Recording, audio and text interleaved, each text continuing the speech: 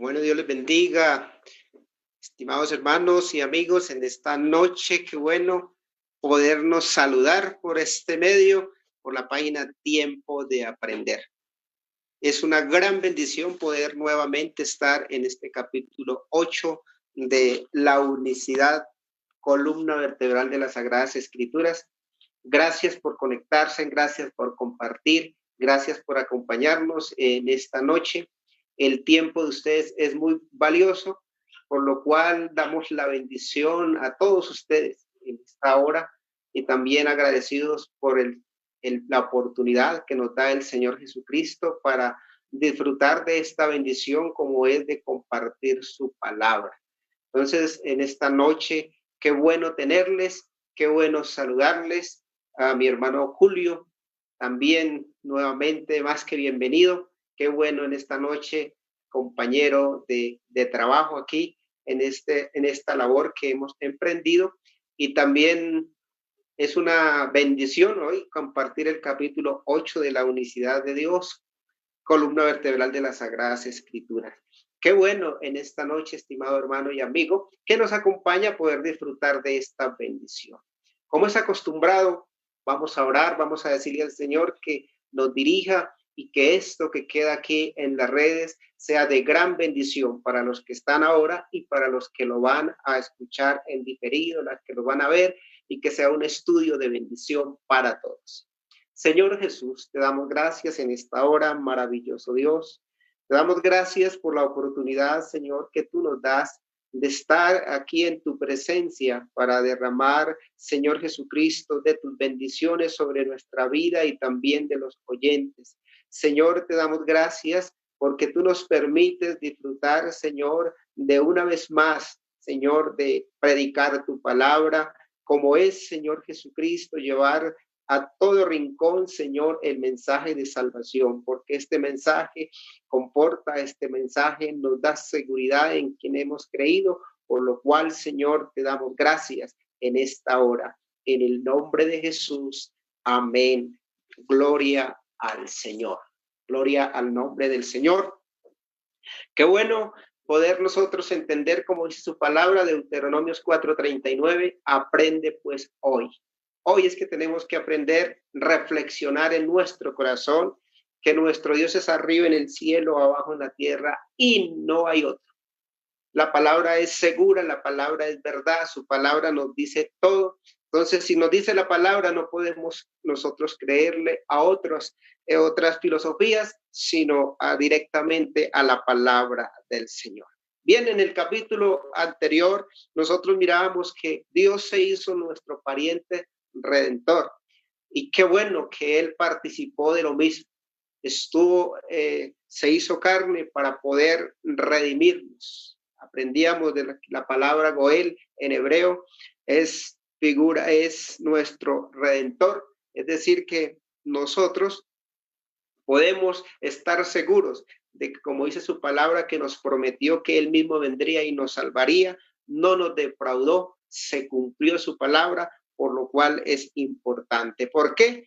Porque según 1 Juan 5:19, el mundo entero estaba bajo el maligno y se necesitaba un pariente cercano, y ese pariente cercano fue aquel que se hizo carne, un hombre inocente, sin pecado, para poder pagar la deuda.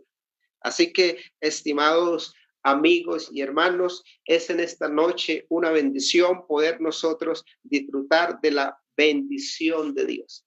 Y ya llevamos 8 capítulos, es decir, que usted, mi hermano, que ha estado estudiando, puede regresar a los otros capítulos anteriores y estudiar juicioso para poder disfrutar de esta bendición que estamos transmitiendo en Tiempo de Aprender, Escuela Teológica para Todos. Aquí hay palabra para todos, aquí hay abundancia de palabra para los que quieran seguir estudiando las Escrituras.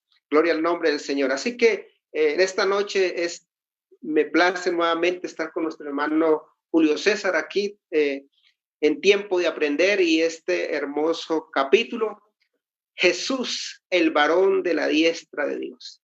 Qué hermoso capítulo en esta noche. Entonces, hermano Julio nos saluda y también continúe, hermano, con la exposición de este hermoso capítulo. Adelante, mi hermano Julio. Amén. Dios le bendiga, hermano Richard. Dios le bendiga. Amén. A toda la audiencia de Tiempo de Aprender, a todos los hermanos que nos están viendo en este momento. Gracias al Señor que nos da la oportunidad de poder continuar con esta enseñanza sistemática de la unicidad de Dios en 12 capítulos.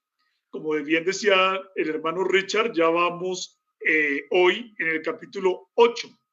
Por eso los animamos a ustedes, si no han visto los capítulos anteriores, para que los vean y puedan repasar esta enseñanza sistemática de la unicidad de Dios para que tengan un buen entendimiento de lo que es la sana doctrina del único Dios, de la cual nosotros estamos hablando en esta hora. El tema de hoy, como bien decía el pastor Richard, es Jesús es el varón de la diestra de Dios. Voy entonces a compartir aquí unas diapositivas para que podamos entonces entrar en materia y no nos perdamos nada de este tema. Invitamos a los hermanos y a los amigos a que estén bien pendientes. Este es un tema bien apasionante porque vamos a estudiar lo que significa la diestra de Dios y lo que significa que Jesús es el varón de la diestra de Dios. Entonces vamos a entrar a mirar los puntos a tratar en esta hora, en este capítulo número 8 de la unicidad de Dios, columna vertebral de las Sagradas Escrituras. Y vamos a mirar que la idea de la diestra de Dios para los trinitarios es un problema porque los evidencia como claramente politeístas. Vamos a ver en el punto número 2 que la diestra significa el poder de Dios. La diestra de Dios significa el poder de Dios. Y vamos a ver en el punto número 3 que el Mesías es la diestra salvadora de Dios o es el varón de la diestra de Dios. Vamos a entrar entonces en la parte número 1 de nuestra exposición y es el politeísmo trinitario. Generalmente cuando uno escucha a las personas comunes y corrientes que están afectadas por la religión tradicional, el catolicismo romano, y asimismo también a la mayoría de los protestantes que siguen también esa enseñanza trinitaria que aprendieron del catolicismo romano, vemos nosotros que ellos tienen una posición cuando hablan de la diestra de Dios, una posición que es verdaderamente politeísta. No es que solo raya en el politeísmo, sino que de verdad es una posición politeísta. Por ejemplo, vamos a citar acá a la reconocida escritora Louisa Gertler de Walker, que escribió en su libro ¿Cuál camino?, edición ampliada y revisada, página 202, capítulo 11, donde está atacando a la iglesia del nombre de Jesús y ella la llama Lo Solo Jesús, obra de la editorial Vida. Dice esta señora lo siguiente, escuchen bien para que se den cuenta que ella está haciendo una declaración politeísta. Nos dice Louisa Gertler de Walker, nos dice, Esteban lleno del Espíritu Santo vio los cielos abiertos y a Jesús a la diestra de Dios. O sea, ella está hablando del relato donde Esteban está siendo apedreado, está siendo muerto, asesinado.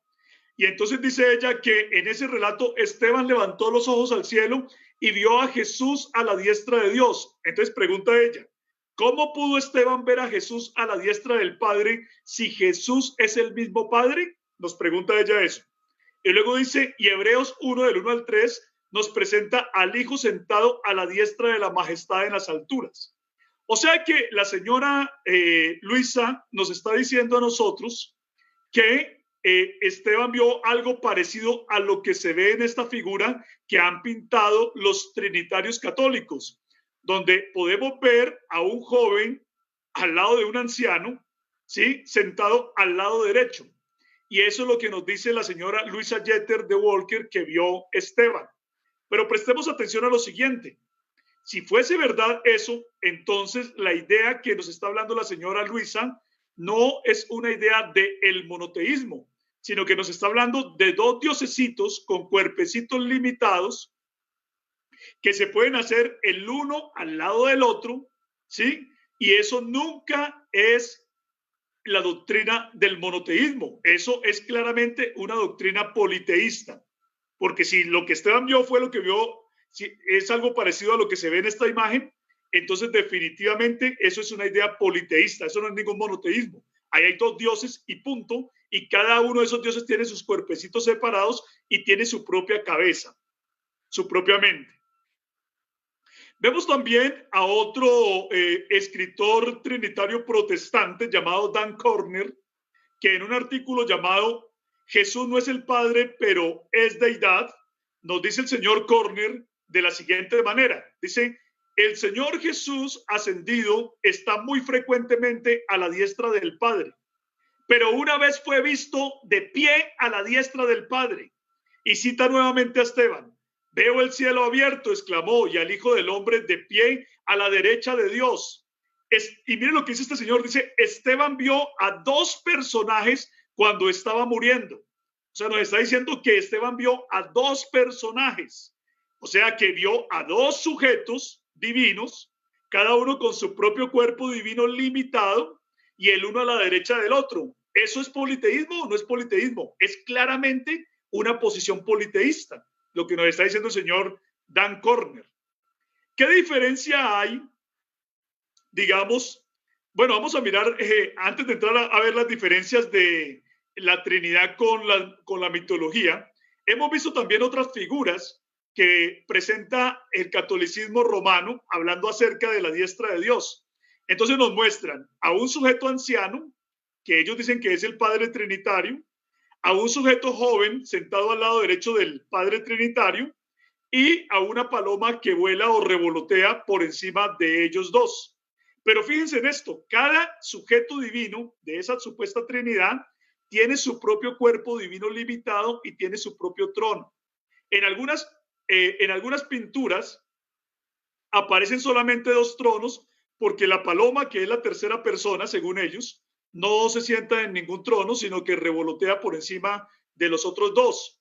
Mientras tanto, vemos también algunas otras imágenes que pintan los católicos trinitarios, donde presentan a uno en el centro, que supuestamente es el Padre, a otro sentado a su lado derecho, que supuestamente es el Hijo, y a otro sentado al lado izquierdo, que supuestamente es el Espíritu Trinitario. Vemos entonces nosotros, por ejemplo, acá tres seres, cada uno con su propio cuerpo limitado, porque cada uno tiene su propio cuerpo limitado. Entre cada uno de ellos hay un espacio que los separa de la otra persona divina, ¿sí? Y entonces estamos viendo tres cabezas.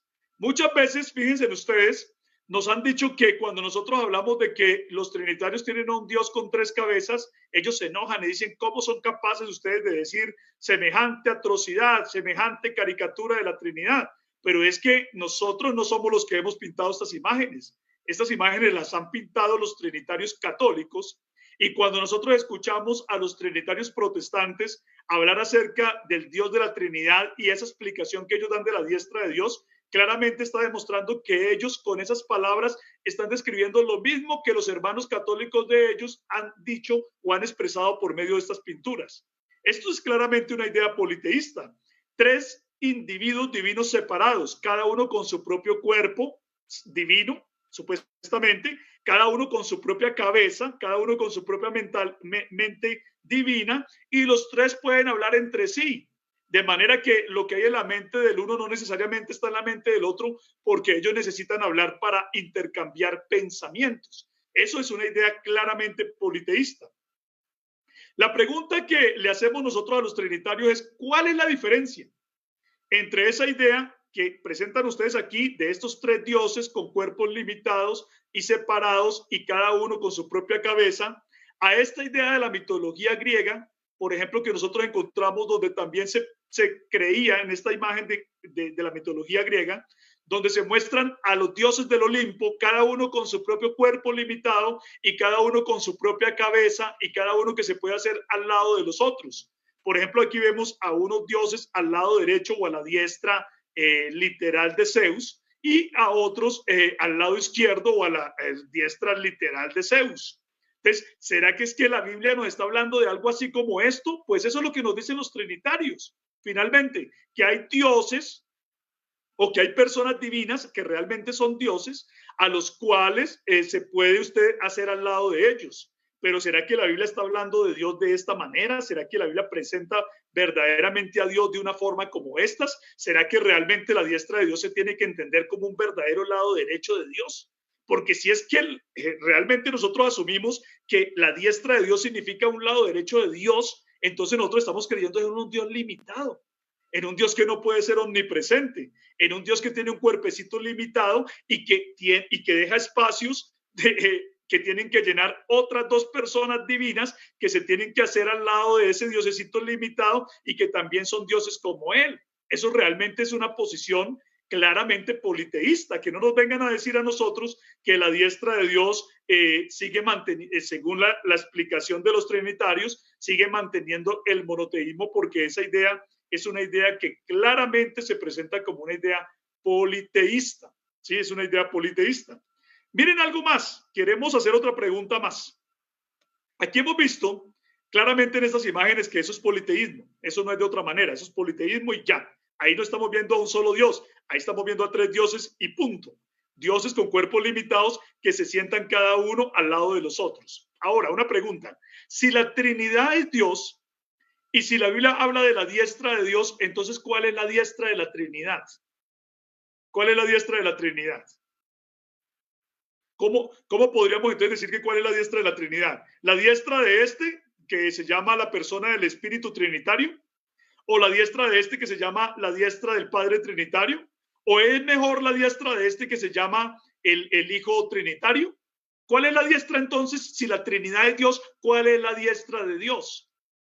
Porque los trinitarios nos suelen decir a nosotros que es que la Trinidad es Dios, que la suma de esas tres personas es un solo Dios, y entonces si estamos hablando de la diestra de la Trinidad, entonces ¿dónde está la diestra de la Trinidad? ¿De cuál diestra estamos hablando?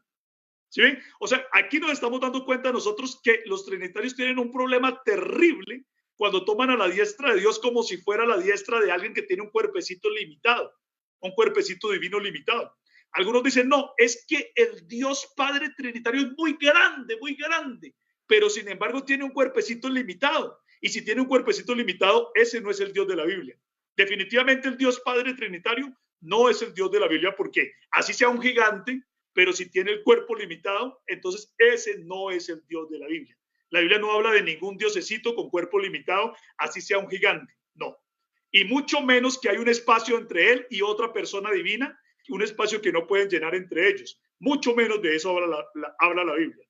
Ahora vamos entonces, ahora sí, a entrar a la explicación bíblica de lo que significa la diestra de Dios. Y vamos a ver claramente que la diestra de Dios significa, sin lugar a dudas, el poder de Dios. Eso es lo que nos muestra la Biblia. Vea, la mayoría de los seres humanos son diestros, ¿sí? Son derechos, la mayoría de los seres humanos. Y pueden entonces hacer las cosas con su mano derecha. Pueden, miren ustedes, por ser derechos, pueden hacer las cosas con la mano derecha. O sea que la diestra, incluso en los seres humanos, implica poder. Miren ustedes que hasta nosotros los seres humanos decimos, por ejemplo, entiéndase con esta persona que esa persona es mi mano derecha. Ese es como mi mano derecha. Cuando nosotros estamos hablando de esa manera, no estamos diciendo que esa persona de la cual estamos diciendo que es nuestra mano derecha sea literalmente nuestra mano derecha, sino que tratar con esa persona es como si estuviera tratando conmigo, porque yo a esa persona le he dado los derechos, la autoridad, le he investido de poder, de tal manera que en ese asunto que yo le he encomendado es como si esa persona, como si el otro estuviera hablando conmigo. O sea que eso significa que alguien es como la derecha o alguien de entera confianza en un tema o en un asunto que uno le ha delegado a esa persona. O sea que hasta en los seres humanos la diestra también puede significar algo figurado, no necesariamente algo literal. Mire también que nos damos cuenta que en los seres humanos es algo figurado, hasta la misma Biblia nos da un ejemplo. Por ejemplo, dice el Salmo 16:8, dice, a Jehová he puesto siempre delante de mí, porque está a mi diestra, no seré conmovido. ¿Será que David estaba diciendo que Dios solamente se puede hacer al lado derecho de uno y que no se puede hacer al lado izquierdo? o que no se puede hacer al frente o no se puede hacer detrás, o que Dios no puede venir a donde uno está. Lo que simplemente está diciendo aquí David es que Dios es nuestra confianza y porque Él es nuestro poder, nosotros no seremos conmovidos. Eso es lo que está diciendo la palabra del Señor. Porque incluso aquí la diestra significa el poder de los seres humanos también. Entonces, cuando nosotros estamos hablando de la diestra de un hombre, figuradamente puede significar el poder de ese hombre. Pero cuando estamos hablando acerca de Dios, también puede significar el poder de Dios. ¿Y por qué sabemos nosotros eso? Porque la Biblia dice en el Salmo 139, versículos del 7 al 10, que Dios es un espíritu ilimitado. Dios es el único espíritu ilimitado, el único espíritu omnipresente. No hay nada ni nadie que lo pueda contener. ¿Sí? A Dios no se le puede contener. Él no tiene un cuerpo que lo limite. ¿Sí? Él no tiene ni un lado derecho ni un lado izquierdo porque Él es omnipresente. Él lo llena todo. Y aquí está la gran diferencia entre lo que nosotros creemos respecto a Dios y lo que los trinitarios y los arrianos creen respecto a Dios, porque ellos al hablar de diestras literales de Dios, en realidad están hablando de diosesitos limitados y la Biblia no habla de esos dioses. La Biblia habla del único y verdadero Dios que no se limita. Dice la escritura en el Salmo 139, del 7 al 10, ¿a dónde miré de tu espíritu y a dónde huiré de tu presencia? Si subiera a los cielos, allí estás tú. Y si en el Seol hiciere mi estrado, he aquí, allí tú estás. Si tomare las alas del alba y habitar en el extremo del mar, aún allí me guiará tu mano y me asirá tu diestra. Mire que entonces estamos nosotros mirando aquí claramente que la diestra de Dios no simboliza una diestra física, una diestra literal, sino que está significando algo diferente porque Dios es omnipresente. Él no está limitado por ningún cuerpo. Es decir, cuando nosotros pensamos que la diestra significa que hay un Dios con un cuerpo limitado, definitivamente esa idea es prestada, pero de la mitología, no viene de la escritura, porque la escritura nos está enseñando que Dios es ilimitado. Vamos a mirar acá que la Biblia nos dice en Juan 4, del 21 al 24, que Dios el Padre es espíritu, nos dice la Biblia. ¿Quién es el espíritu? Pues Dios el Padre, que es el único Dios. Este texto es muy hermoso, el de Juan 4, 21 al 24, porque ahí claramente se está mostrando al Padre como el único espíritu. Es una bendición ese texto. El Padre es el mismo Espíritu Santo. ¿Por qué lo sabemos? Porque Jesús le dijo a la mujer samaritana, le dijo, mujer, créeme que la hora viene cuando ni en este monte ni en Jerusalén adoraréis al Padre. Vosotros, o sea, ¿de cuál Dios está hablando Jesús? Del Padre. Dice, vosotros adoráis lo que no sabéis. Nosotros adoramos lo que sabemos porque la salvación viene de los judíos. Mas la hora viene y ahora es cuando los verdaderos adoradores adorarán al Padre. Otra vez, ¿de quién está hablando? Del Padre. Dice, adorarán al Padre en espíritu y en verdad, porque también el Padre tales adoradores busca que le adoren. Y dice, Dios es espíritu, pero ¿de cuál Dios estaba hablando? Del Padre. Dice, Dios es espíritu y los que le adoran en espíritu y en verdad es necesario que adoren. Aquí claramente se está mostrando que Dios el Padre es el Espíritu Santo y que no está limitado por nada, que no hay nada que lo pueda contener, que Él es el único espíritu omnipresente. No hay nada ni nadie que pueda contenerlo. Entonces, cuando estamos viendo la diestra de Dios, la Biblia claramente muestra que la diestra significa el poder de Dios. Vean ustedes este texto de Éxodo 15, versículos del 6 al 7. Dice aquí, tu diestra, oh Jehová, ha sido magnificada ¿en qué? En poder. La diestra ha sido magnificada en poder. Dice, tu diestra, oh Jehová, ha quebrantado al enemigo. Aquí se está hablando, miren ustedes, se está hablando de cuando el pueblo de Israel atravesó el Mar Rojo y las aguas del mar se cerraron y el ejército del faraón terminó muerto, ahogado por las aguas del Mar Rojo. Entonces, cuando se está hablando acerca de por qué ellos obtuvieron la victoria, se comienza a hablar de Dios como un gran guerrero.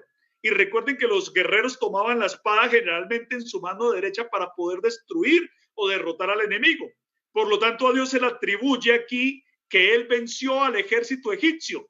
Y se habla de Dios de una manera figurada, como si él tuviera una mano derecha y empuñada una espada, y entonces se hubiera dicho, tu diestra, oh Jehová, quebrantó al enemigo. Tu diestra, oh Jehová, es la que ha sido magnificada en poder. Dice, y mire lo que dice el versículo 7, dice, y con la grandeza de tu poder, ¿sí? Pero antes se había hablado de ¿qué? De la diestra. Y ahora se dice que fue con la grandeza del poder que Dios derrotó a los egipcios. Dice, y con la grandeza de tu poder has derribado a los que se levantaron contra ti. Enviaste tu ira, los consumió como a hojarasca. Claramente la diestra aquí está mostrando o está simbolizando el poder de Dios que derrotó a los egipcios.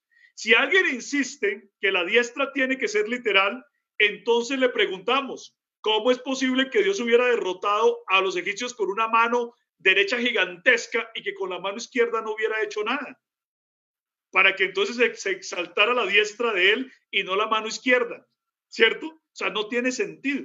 No tiene sentido alguno tomar la diestra de una manera literal ahí. El Salmo 44 del 2 al 3 dice, pónganle cuidado, dice, tú con tu mano echaste las naciones, ¿sí? O sea, está hablando de ¿qué? De la conquista del pueblo de Israel de la tierra de Canaán. Y se está diciendo que no fue el pueblo de Israel el que la conquistó, sino que fue Dios ayudándoles a ellos. Y entonces se dice, fue tu mano, otra vez hablando como si él fuera un guerrero empuñando una espada en la mano derecha, ¿cierto? Entonces se dice, con tu mano echaste las naciones. ¿Por qué no se dice con tus manos? ¿Por qué se dice que solamente con una mano? Porque se está haciendo referencia a el poder, a la forma en que un guerrero tomaba la espada en su mano derecha. Tú con tu mano echaste las naciones y los plantaste a ellos, afligiste a los pueblos y los arrojaste, porque no se apoderaron de la tierra por su espada, ni su brazo los libró, sino tu diestra y tu brazo y la luz de tu rostro, porque te complaciste en ellos. ¿Sí? Está mostrando entonces que Dios fue el que les dio la victoria con su poder. ¿Sí? Y se habla aquí, con tu diestra y tu brazo, tú les diste la victoria. Se está hablando de una manera figurada del poder de Dios. Vea este texto del Salmo 16:11. Dice, me mostrarás la senda de la vida. En tu presencia hay plenitud de gozo. Delicias a tu diestra para siempre.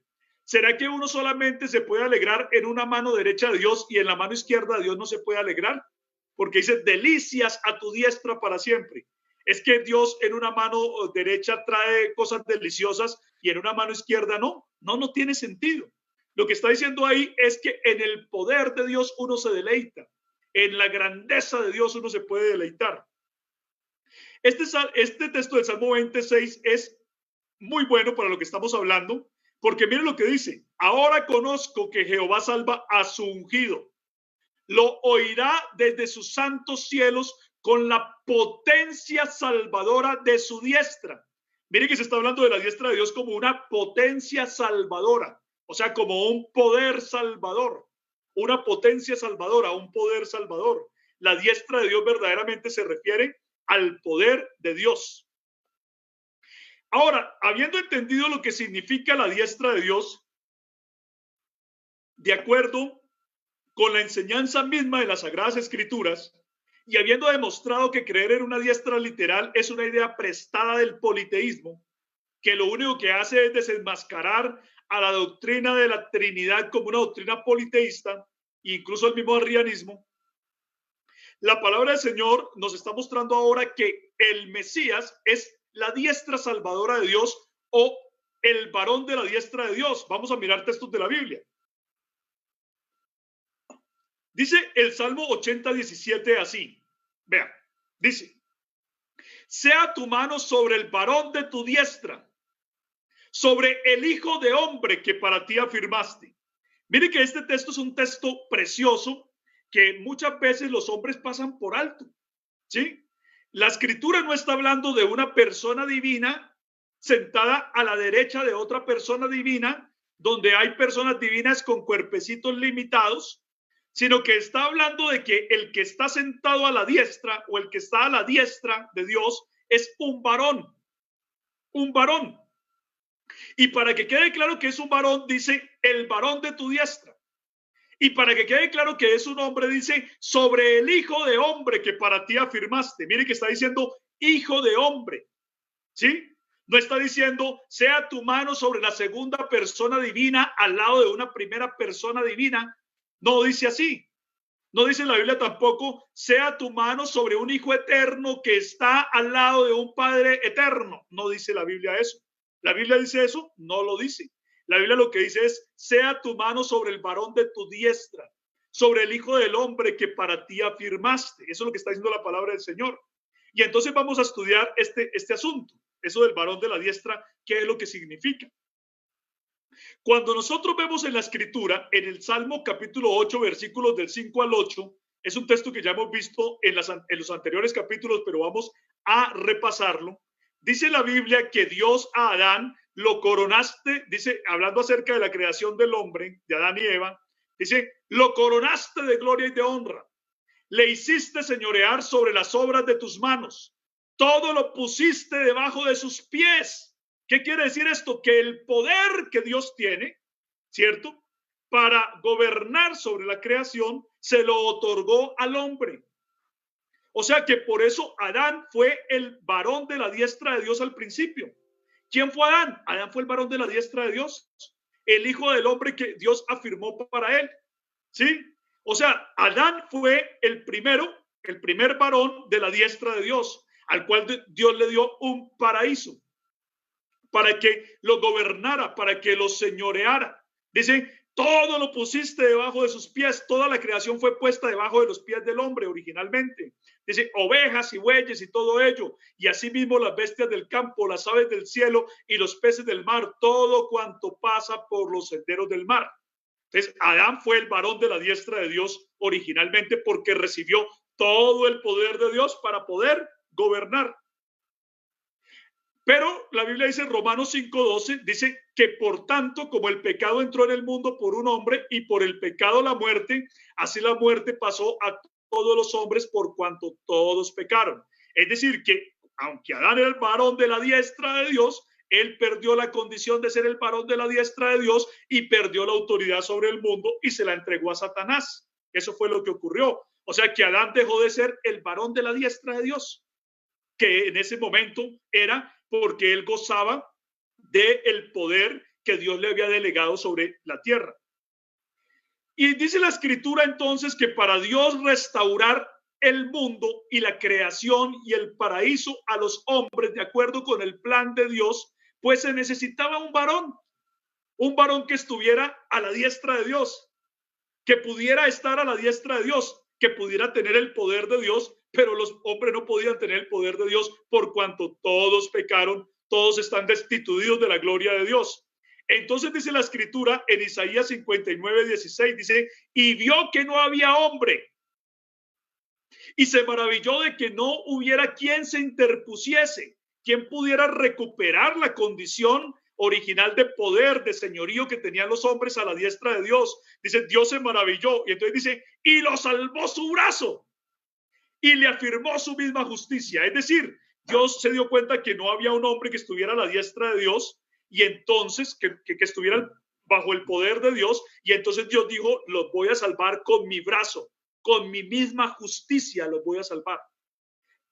Entonces, cuando nosotros nos damos cuenta, cuando comparamos este texto de Isaías 59:16 con el texto de Apocalipsis 19 del 11 al 21, donde se está hablando de un varón que es del linaje de David, que es llamado el verbo de Dios, la palabra de Dios hecha carne, que su ropa estaba vestida de sangre, dice que este salió venciendo y para vencer y para someter a todos los enemigos de Dios bajo el poder de Dios. De manera que entonces estamos viendo que el brazo y el poder de Dios, la justicia de Dios, es un hombre, es un varón, es el Señor Jesucristo, que es Dios mismo manifestado en carne como un hombre. Eso es lo que significa entonces que Jesús es el varón de la diestra de Dios, porque él vino venciendo y para vencer, ¿sí? Venciendo y para vencer, para someter a todos los enemigos de Dios bajo sus pies. Es lo que nos dice la palabra del Señor. Entonces, así nosotros vamos entendiendo lo que significa este texto, el Salmo 80:17. Sea tu mano sobre el varón de tu diestra, sobre el hijo del hombre que afirmaste para sí. Porque a través de Cristo Jesús, el varón de la diestra de Dios, Dios se pudo proveer de un cordero, o sea, de un sacrificio, y de un león, es decir, de un rey, de un rey. A través del varón de la diestra de Dios tenemos el sacrificio que necesitábamos, y para eso lo invitamos a usted a que se vea el capítulo anterior. Jesús es nuestro pariente redentor, ¿sí? Dios se hizo nuestro pariente redentor, y lo complemente con este capítulo donde estamos viendo que el varón de la diestra de Dios era necesario, porque a través del varón de la diestra de Dios, Dios nos ofreció el cordero del sacrificio y también el león, que significa el rey que gobernará con justicia. Mire que este solo texto destruye, este solo texto del Salmo 80, 17, destruye de una vez a la teología trinitaria, porque no está hablando de una persona divina a la diestra de otra, sino de un varón, de un hijo de hombre a la diestra de Dios, y también destruye de plano a la teología arriana, que dice que Jesús era el arcángel Miguel. Entonces aquí no está diciendo que Jesús es el arcángel Miguel, aquí lo que está diciendo es que Jesús es un varón, un varón. El hijo de hombre es un varón que Dios proveyó para que pudiéramos ser salvos, pero ese varón es Dios mismo manifestado en carne. No es un varón aparte de Dios, sino es Dios mismo viviendo como hombre, pensando como hombre y sintiendo como hombre y experimentando todo lo que los hombres estamos vivimos, pero sin pecado, Gloria al nombre del Señor Jesús. Entonces, llegamos a un salmo que es el Salmo 110:1, un versículo muy mal entendido y muy tergiversado, un versículo que la gente no ha podido comprender y que incluso muchas versiones de la escritura lo presentan mal, con el propósito de mantener a la gente sumergida en una idea pluralista de Dios que no aparece en la escritura. Pero aquí voy a citar el Salmo 110 tal como está en la versión de la Biblia textual, que es basada, que es tomada de la versión de la Biblia estugartensia, que es tomada también del Códice de Leningrado y que es la misma que pertenece al texto masorético. O sea, así es como aparece en el texto masorético, el texto que en este momento se toma como base para la traducción de la Biblia, de las diferentes versiones de la parte del Antiguo Testamento. Y miren cómo dice el Salmo 110, para que ustedes lo puedan ver, y cuando entendemos el Salmo 110 como está escrito originalmente, eso nos va a ayudar a entender todavía más y todavía mejor esta verdad que muchas veces cuando la gente lee en la versión Reina Valera queda confundida y no entiende qué es lo que quiere decir. Miren lo que dice aquí la Biblia. Dice, oráculo de Yahvé a mi Señor. Oráculo. ¿Qué es un oráculo? Mire, ahí aparece un círculo y aquí aparece lo que dice en el pie de página de la Biblia textual. Dice, oráculo es una declaración profética. O sea que lo que está diciendo el Salmo 10 es declaración profética de Yahvé a mi Señor. Pero mi Señor es la palabra hebrea Adón. Adón, fíjense ustedes. Adón, que significa un rey humano. O sea que lo que se está diciendo en el Salmo 110 no es que hay dos Yahvés, como mucha gente tuerce el Salmo 110. ¿Sí? No está diciendo que hay dos Yahvés, porque algunas personas se imaginan que es dijo Yahvé a mi Yahvé. No, la Biblia no dice dijo Yahvé a mi Yahvé, no dice eso. No dice eso, dice es una profecía de Yahvé a mi Señor el Adón, el gobernador humano que vendrá, el gobernador humano. Dice, siéntate a mi diestra hasta que ponga a tus enemigos por estrado de tus pies. Es decir, aquí se está hablando de una declaración profética, ¿sí? De algo que iba a ocurrir en el futuro cuando viniera el Adón, el Señor Adón, el que gobernará sobre los reyes de la tierra, el que es el león, pero que también es el cordero, pero que es el león, y por eso se le llama el Adón. Entonces el texto está hablando desde una profecía de Dios al Mesías, al Adón, al futuro gobernador que vendría, ¿cierto? Y que reinaría sobre los hombres. Y le dice, siéntate a mi diestra, es decir, toma el poder, toma la autoridad sobre todo, sobre toda la creación, hasta que yo ponga a tus enemigos por estrado de tus pies, porque tú someterás a los enemigos que dañaron o que enlodaron, que vinieron a enlodar, a perturbar el plan de Dios para con el hombre. Yo los voy a castigar a través de ti que eres el varón de la diestra, ¿cierto? No la persona divina a la diestra, sino el varón de la diestra. Los voy a castigar a través de ti, porque ellos hicieron que el hombre se volviera un pecador, pero yo a través del varón perfecto los voy a salvar. Pero el varón perfecto soy yo mismo, Dios mismo manifestado en carne, ¿cierto? ¿Y por qué sabemos que esto es una profecía? Porque primero que todo, ahí lo está diciendo, pero también en el Nuevo Testamento lo confirma de una manera preciosa. Vea lo que dice Hechos capítulo número 2, versículos 29 al 36. Presten muy buena atención a esta lectura que vamos a hacer para que se den cuenta cómo se cumple la profecía que dio el Salmo 110. Vea lo que dice el apóstol Pedro en Hechos de los Apóstoles capítulo número 2. Cuando la gente había recibido, cuando unos 120 habían recibido el Espíritu Santo y una multitud se agolpó en el aposento, alrededor del aposento alto para saber qué era lo que estaba pasando, y Pedro comienza a predicarles y les dice: varones hermanos, se os puede decir libremente del patriarca David. ¿Se acuerdan quién dijo la profecía del Salmo 110? Pues David fue el que la dijo. Y entonces Pedro menciona a David y dice: se os puede decir libremente del patriarca David que éste murió y fue sepultado, y su sepulcro está con nosotros hasta el día de hoy. O sea que sabemos que David era un patriarca que se murió. Dice, pero siendo profeta, miren esto tan hermoso que dice Pedro, pero siendo profeta, es decir, David era profeta.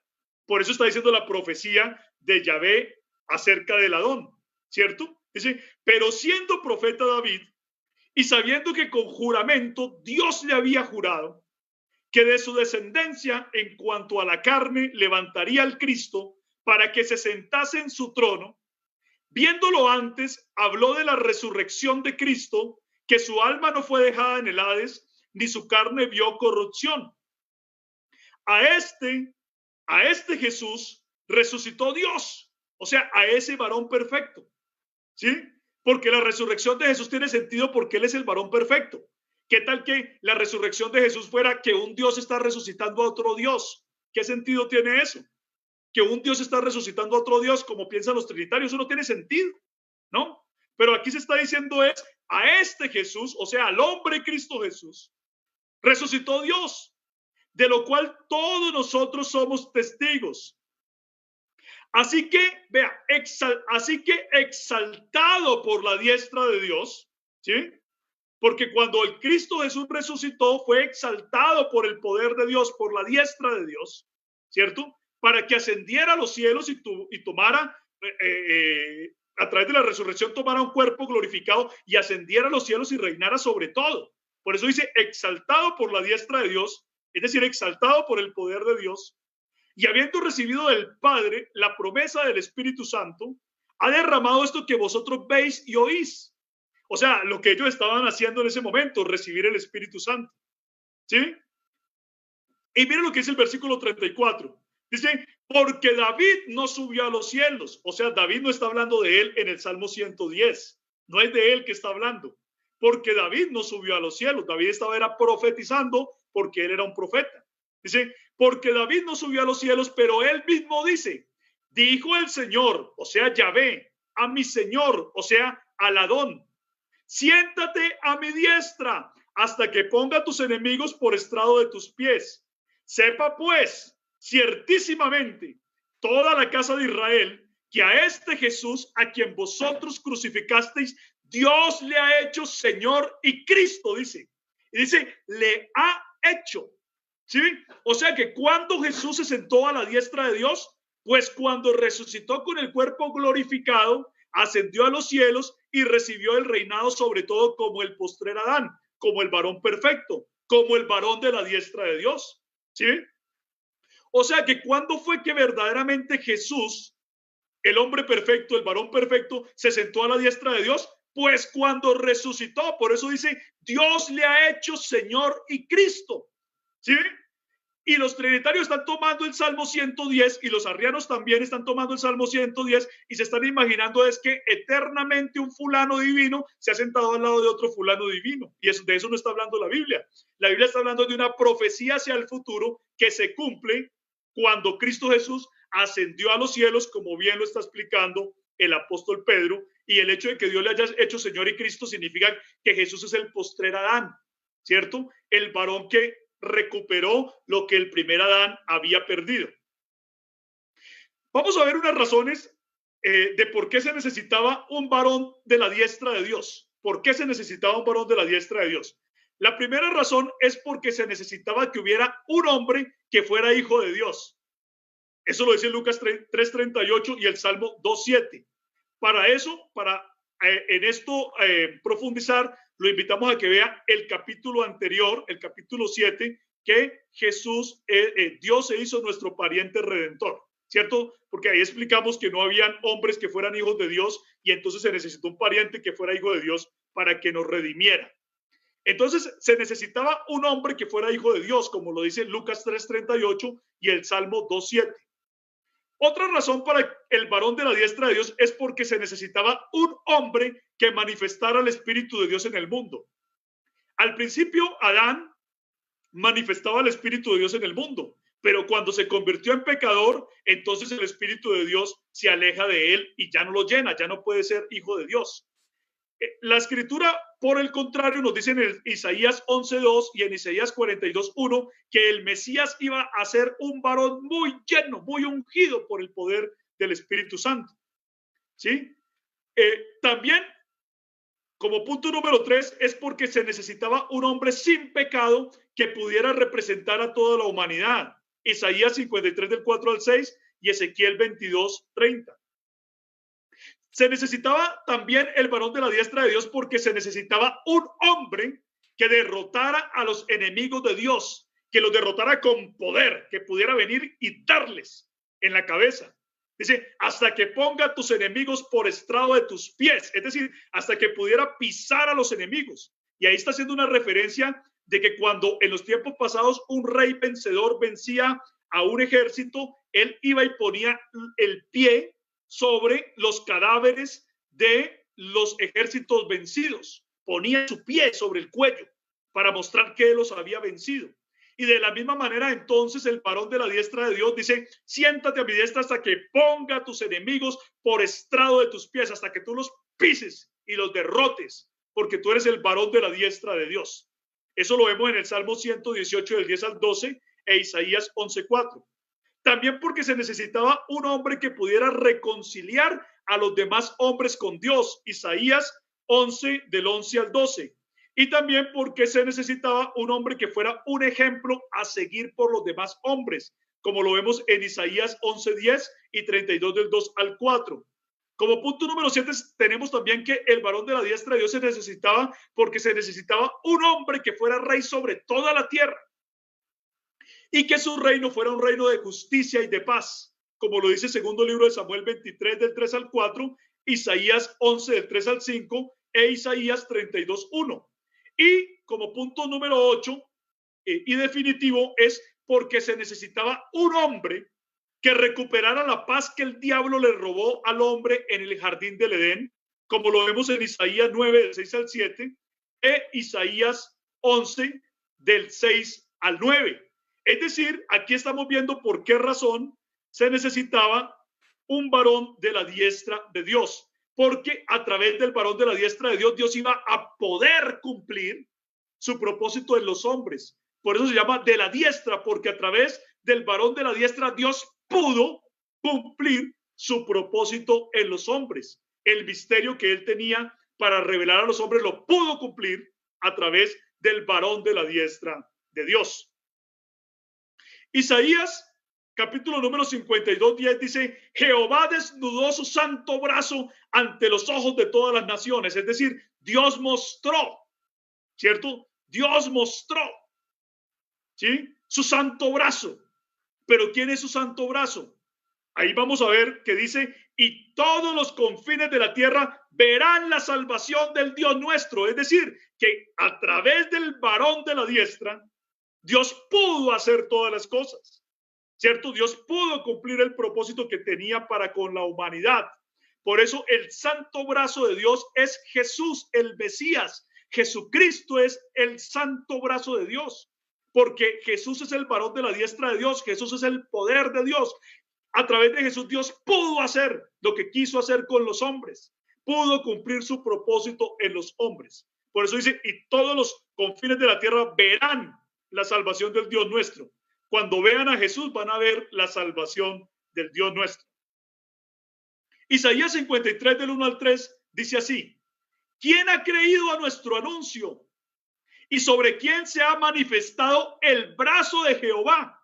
Pero miren que cuando está hablando acerca del brazo de Jehová, a continuación comienza a describir a un varón. O sea que el brazo de Jehová es un varón, porque a través del varón de la diestra Dios pudo hacer lo que él se propuso en los hombres, ¿sí? Darle gloria, honra e inmortalidad a los que hacen el bien, pero también ira y enojo a los que no buscan la bendición y la justicia y los que se deleitan en el pecado. Y entonces miren lo que sigue diciendo, dice, ¿sobre quién se ha manifestado el brazo de Jehová? Y miren cómo sigue describiendo al brazo de Jehová como un hombre. Dice, subirá cual renuevo delante de él y como raíz de tierra seca. No hay parecer en él ni hermosura. Le veremos más sin atractivo para que le deseemos. Despreciado y desechado entre los hombres. Varón de dolores, experimentado en quebranto. Y como que escondimos de él el rostro, fue menospreciado y no lo estimamos. Es decir, el brazo de Jehová es el varón de dolores experimentado en quebranto. Es decir, aquel que vino y dio su vida en rescate por todos nosotros. Verdaderamente, Jesús es el brazo de Dios, la diestra de Dios. Jesús es la diestra y el brazo de Dios, la potencia salvadora de Dios. Primera de Corintios 1:24 dice, miren lo que dice aquí, Primera de Corintios 1:24, mas para los llamados, así judíos como griegos, Cristo, poder de Dios y sabiduría de Dios. O sea que Cristo es el poder de Dios, es el brazo de Dios, es la diestra de Dios. Cristo Jesús es el varón de la diestra de Dios. Salmo 118, 14 al 17 dice, mi fortaleza y mi cántico es Jah, y él me ha sido por salvación. Voz de júbilo y de salvación hay en las tiendas de los justos. La diestra de Jehová hace proezas. Pero ¿cuál es la diestra de Jehová que hace proezas? Es Jesús, nuestro Señor, Jesús el Mesías. Dice, la diestra de Jehová hace proezas. La diestra de Jehová es sublime. La diestra de Jehová hace valentías. No moriré, sino que viviré y contaré las obras de Jah, dice ese texto. Pero ¿cómo nosotros es que no vamos a morir, sino que vamos a vivir? ¿Y cómo es que vamos a contar las obras de Dios? Pues a través del varón perfecto de Cristo Jesús, ¿sí?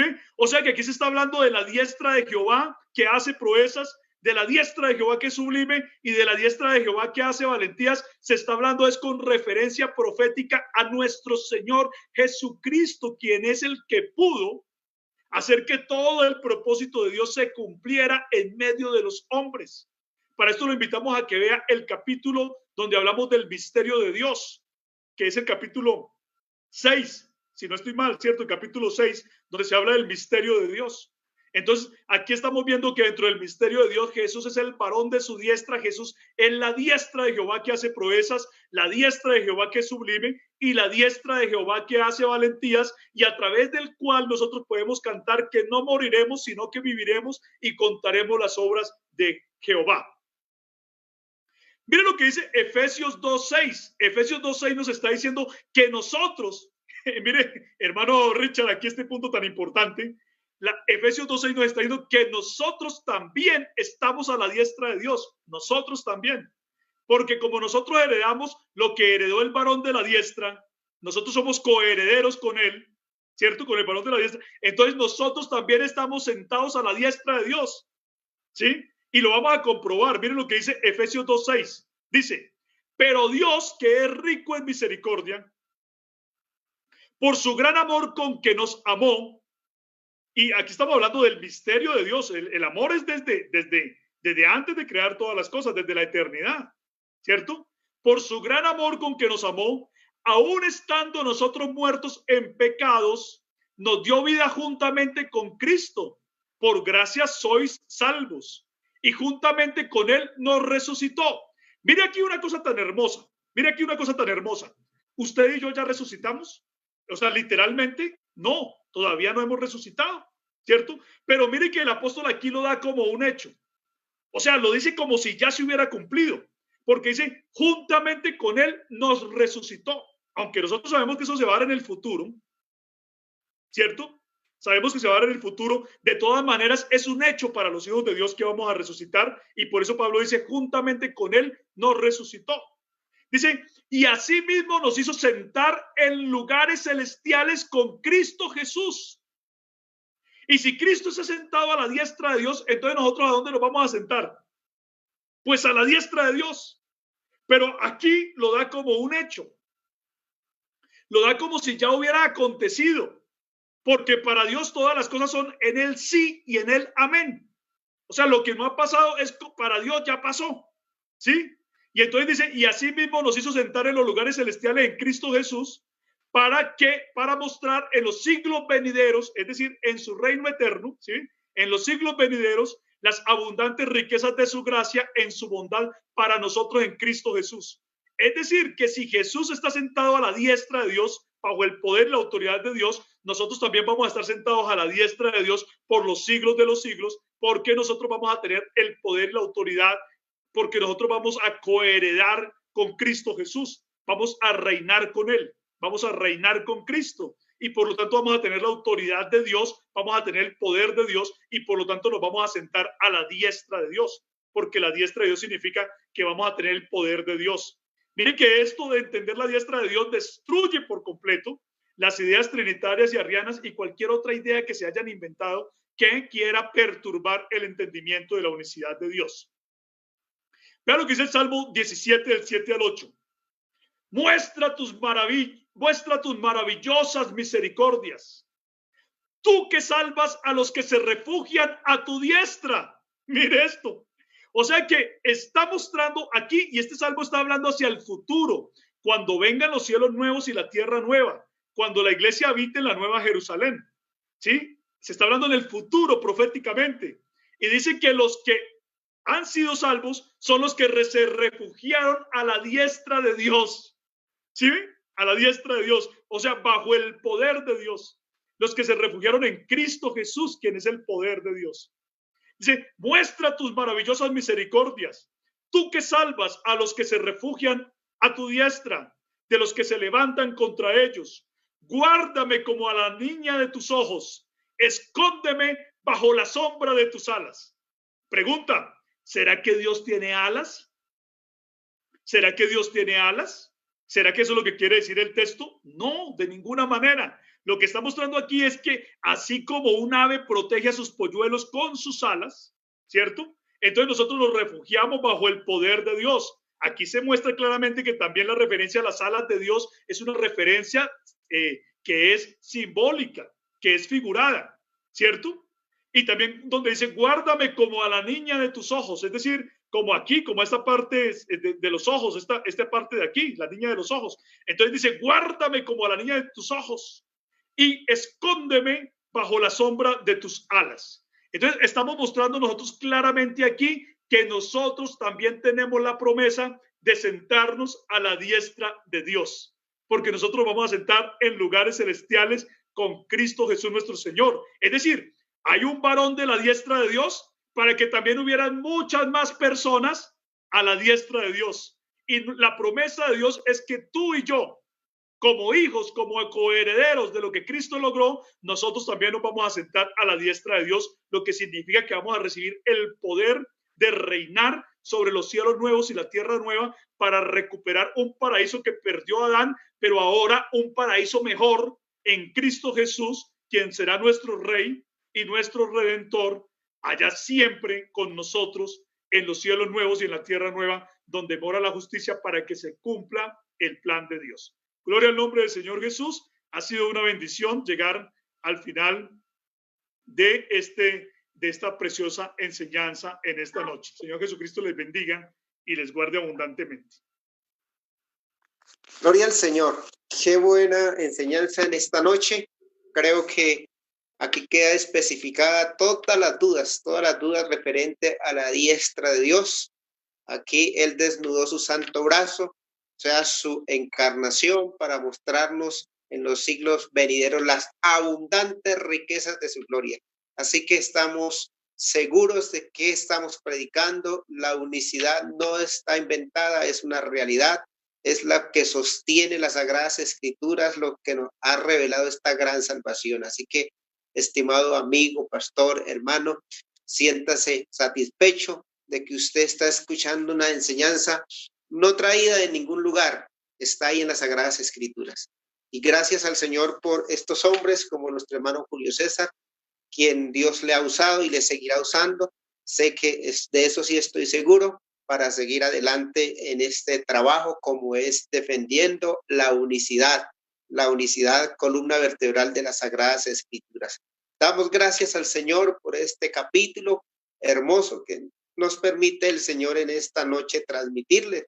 Y no se le olvide entrar a la página Tiempo de Aprender, buscar la sección de los videos y están todos los 7 capítulos anteriores con el día de hoy, y también al canal de YouTube en Fe Bíblica, nuestro hermano Julio César. Ahí también nos podemos revisar el material y compartir, porque esta es la bendición del Señor. Así que, hermano Julio, muchas gracias por este hermoso tiempo que ha sacado y este hermoso tema. Despídase en esta noche en el nombre del Señor. Amén. Dios les bendiga a hermano Richard, Dios les bendiga a todos los hermanos, a todos los amigos que nos han visto. Sigamos adelante en el nombre glorioso del Señor Jesús. Que Dios nos siga bendiciendo, nos siga respaldando y nos siga dando entendimiento para comprender su hermosa y santa palabra. El Señor Jesucristo les bendiga a todos. Quedamos pendientes de los próximos 4 capítulos. Esperamos que nos acompañen. Dios les bendiga.